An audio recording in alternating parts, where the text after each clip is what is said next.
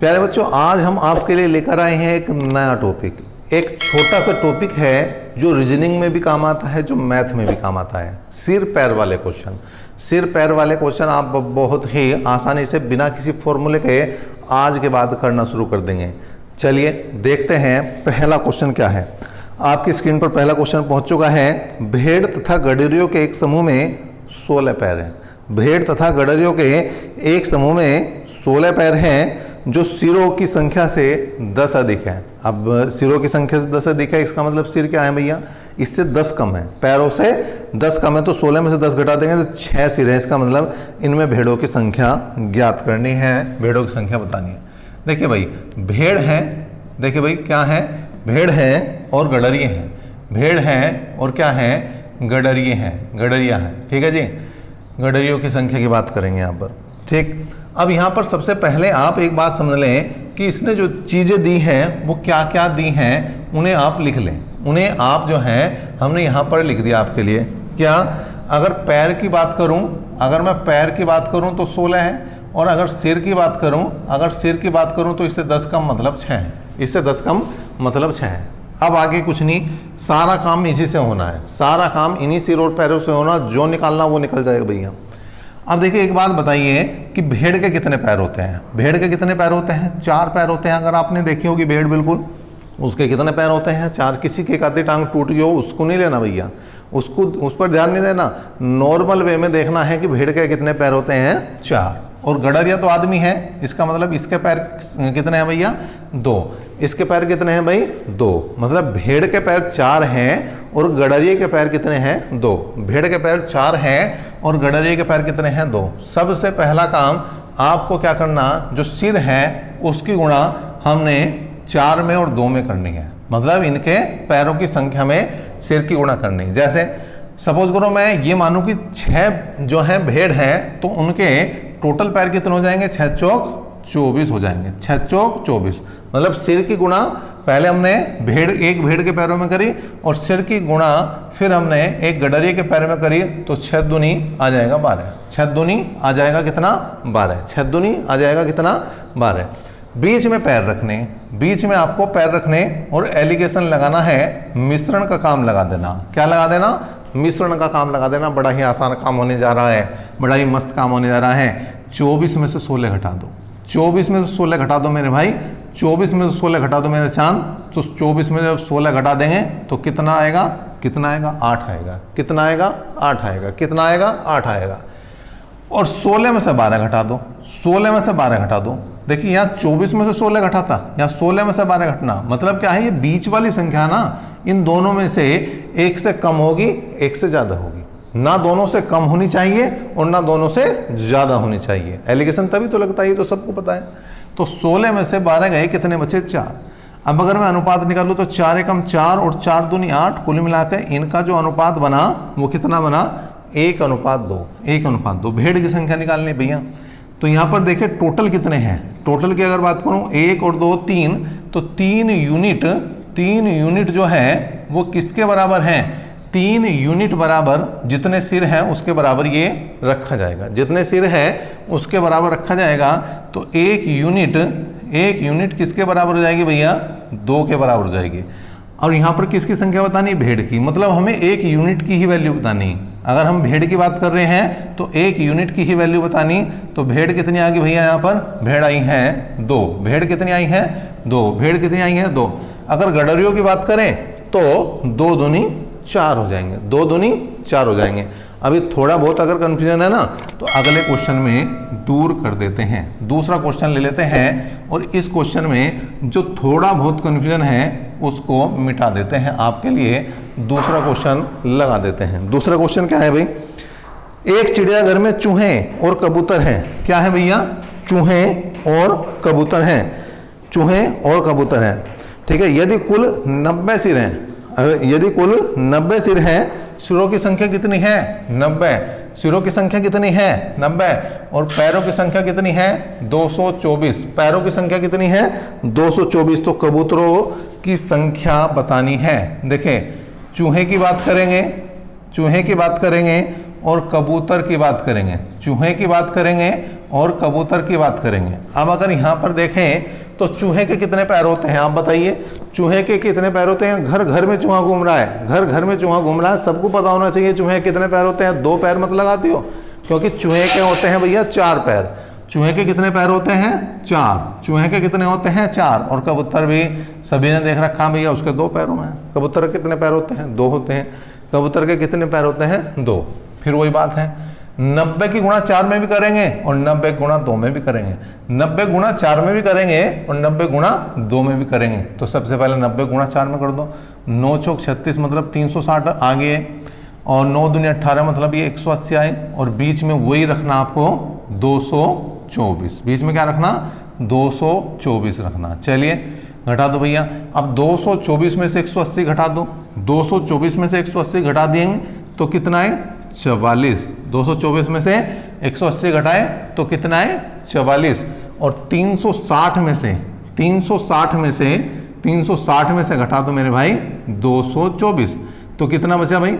10 में से 4 गए 6, 10 में से 4 गए 6, यहाँ पर बचे 5, 5 में से 2 गए 3, और यहाँ पर बचा 3, 3 में से 2 गए 1, कुल मिलाकर कितने बचे भाई? 136। कितने बचे? 136। ठीक है जी। अब यहाँ पर काट दो आप। किससे काट सकते हो? 4 से काट सकते हो। 4 से काटा 11 बार कटा, 4 से काटा 4 × 12 और 4 चौक 16। कुल मिलाकर जो इनका जो अनुपात बना, इनका जो रेशो बना वो कितना बना? 11:34। कितना बना? 11:34। अब इन दोनों का योग कर दो, इन दोनों का योग कर दो तो 11 और 34 होते हैं 45। 11 और 34 होते हैं 45, और 45 यूनिट बराबर किसके हैं? 90 के। 45 यूनिट बराबर किसके हैं?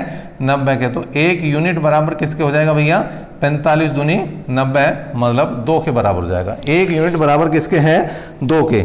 और हमें निकालनी है कबूतरों की संख्या। कबूतर कितने हैं? 34। इसका मतलब 34 यूनिट बराबर किसके हो जाएगा भैया? 34 दूनी 68 के। 34 दूनी 68 किस ऑप्शन में आपके? 68 ए ऑप्शन में है। तो इससे पहले क्वेश्चन का भी आंसर ए ही आया था, और इस क्वेश्चन का भी आंसर जो है वो ए ही बना है। चलिए अगला क्वेश्चन ले लेते हैं। एक क्वेश्चन और देख लेते हैं कि इस बार क्वेश्चन में क्या कहा है, कितने पैर हैं, कितने सिर हैं, उनकी बात कर लेते हैं और इन सिर पैरों को हटा देते हैं। अगला क्वेश्चन आपके सामने पहुंच चुका है। क्या है? इस बार आदमी की बात है, इस बार आदमियों की बात है, मुर्गों की बात है, गायों की बात है। किसी व्यक्ति के पास कुछ मुर्गियां और गाय हैं, कुछ मुर्गियां और गाय हैं। इनके पैरों की संख्या 140 और मस्तक, मस्तक मतलब सर, सिर की संख्या 48 है। पैरों की संख्या 140, पैरों की संख्या 140 और मस्तक मतलब सिर की संख्या 48। और बात करेंगे दो की, बात करेंगे मुर्गियों की, बात करेंगे मुर्गियों की और बात करेंगे गाय की। आदमियों को नहीं लेना, उसके पास तो है, उसके पैर नहीं लेने आपको, उससे कोई मतलब नहीं है। ठीक है, फिर वही काम। अब बताइए मुर्गे के कितने पैर होते हैं? अब बताइए मुर्गे के कितने पैर होते हैं? तो कोई भी बता सकता है कि मुर्गे के 2 पैर होते हैं, और गाय के कितने पैर होते हैं? 4। फिर वही बात 48 गुणा 2 में भी करेंगे, 48 गुणा 4 में भी करेंगे, 48 गुणा 2 में भी करेंगे और 48 गुणा 4 में भी करेंगे। तो 48 दूनी 98 96। ठीक है, और 48 चौका 192, नहीं तो गुणा कर लो भाई। 4 8 32 का 2 का हासिल को 3, 4 चौक 16 और 3 19, 192 आ गए। बीच में वही 140 आना भैया, फिर एलिगेशन लगाना है। देखें इस बार ये कम है, ये ज़्यादा है 140 से, कोई दिक्कत नहीं। 140 में से 96 घटा दो तो 44 आया। 192 से 140 घटा देंगे तो 52 आया। क्या आ गया भाई? 52 आया। 4 से काटा 11 बार कटा, 4 से काट दिया तो 13 चौका 52, 13 बार कटा। कुल मिलाकर जो अनुपात, जो रेशो आया वो कितना आया? 13:11 आया। कितना आया? 13:11। इसका मतलब 13 और 11, 13 और 11 हो चुका है कितने? 24। 13 और 11 कितने हो चुके हैं? 24। 24 यूनिट बराबर किसके हैं? 48 के। 24 यूनिट बराबर किसके हैं? 48 के। तो 1 यूनिट बराबर किसका आ जाएगा भैया? 2 के।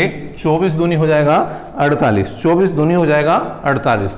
अब मुर्गियों की संख्या निकालनी है, तो मतलब 13 यूनिट की वैल्यू निकालनी है। मुर्गियों की बात कर रहा तो 13 यूनिट की बात कर रहा, तो 13 दूनी 26। तो इसका जो आंसर बनेगा, जो मुर्गियों की संख्या आ जाएगी वो कितनी आ जाएगी 26, और इस बार डी ऑप्शन जो है आपका उत्तर बनेगा। चलिए एक क्वेश्चन और ले लेते हैं, एक क्वेश्चन और ले लेते हैं आपके लिए, और चीज़ें थोड़ा सा क्लियर करते हैं, ठीक है। और अगर ये देखिए तरीका अच्छा लग रहा है, ये क्वेश्चन आपकी समझ में आ रहा है, तो आप शेयर जरूर कर सकते हैं, अपने मित्रों तक इस चीज़ को बिल्कुल पहुंचा सकते हैं। क्या है, कुछ गडरिये अपनी भेड़ चरा रहे हैं, कुछ गडरिये हैं अपनी भेड़ चरा रहे हैं। यदि जमीन पर कुल 230 पैर हैं और उनके सिरों की संख्या 60 है, तो भेड़ों की संख्या क्या है। इस बार देखिए जो कुल पैर है वो 230 है, जो कुल पैर हैं वो 230 हैं, और यहाँ पर अगर सिरों की बात करूँ तो 60 है, अगर सिरों की बात करूँ तो 60 है। देखिए गडरिया लेना है, इस बार गडरियों की बात करेगा, ठीक है जी, गडरियों की बात कर रहा है, और इस बार भेड़ों की बात कर रहा है, इस बार भेड़ की भी बात कर रहा है, ठीक है जी। अब देखिए गडरिये के 2 पैर होते हैं और भेड़ के कितने होते हैं 4। गडरिये कितने पैर होते हैं 2, और भेड़ के कितने होते हैं 4। तो गुणा करो, इस 60 की गुणा इस 2 में भी होगी, इस 60 की गुणा इस 4 में भी होगी, इस 60 की गुणा इस 2 में भी होगी, और इस 60 की गुणा इस 4 में भी होगी। तो 60 की गुणा कर दो भाई, 60 दूनी 120, और 60 चौका 240, 60 चौका 240, और 230 को जो है वो बीच में रखेंगे और एलिगेशन लगा देंगे, एलिगेशन लगा देंगे, बिल्कुल लगा देंगे यहाँ पर।